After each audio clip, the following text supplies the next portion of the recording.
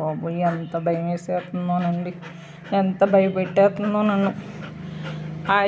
అదే ఇన్వర్టర్ పక్కన సుంచి తగలడిందండి బాబు, అది ముట్టేసుకుంటుందని అరిసాను. అర్థం అంటే ఇప్పుడు రా యువతలకని పిలిచానండి.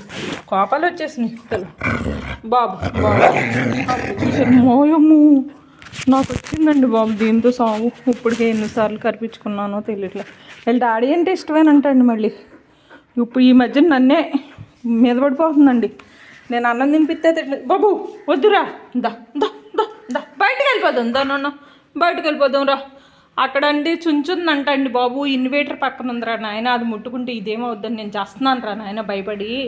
నేను అన్నం తినిపిస్తే అన్నీ పని చేస్తాను. మా అమ్మ దారో వెళ్ళిపోదారా అమ్మ, దా దా దా దా దా దమ్మ దమ్మ పిలుస్తున్నానంటండి. కోపం పిలుస్తుంటే కోపం. రా అమ్మ మనం బయటకు వెళ్దాం రా అమ్మ, బయటకు వెళ్దాం రా నాన్న. తాడు పెట్టుకుని వెళ్ళిపోదాం అమ్మ, తాడు పెట్టుకుని. కోపం ఎంత కోపం వచ్చేస్తుందండి. ఇందా బయటకు వెళ్దాం రా, తాడు పెట్ట బయటకు వెళ్దాం అమ్మా, బయటకు వెళ్దాం. నా అమ్మ గోదు బయటకు వెళ్దాం అమ్మా, తాడు పెట్టుకుని వెళ్ళిపోదాం. ఈ తాడు కాదని తెలిసిపోద్దండి డాడీకి. ఎంత బాగా వెళ్తున్నాయో తెలుసండి. వాళ్ళ డాడీ అయితే ఇష్టమేనంటండి. మొన్న పడగొట్టినప్పటి నుంచి వాళ్ళ డాడీని అయితే ఏమంటలా, నన్ను మాత్రం ఎంత ఎత్తు లేచిపోయి కరవడానికి వచ్చేస్తున్నావు. రా తాడు పెట్టుకుని వెళ్దాం. తాడు పెట్టుకోకుండా ఎలా వెళ్తావురా బయటికి? తాడు పెట్టుకుంటేనేగా మనం బయటికి వెళ్ళేది. అంత పట్టు.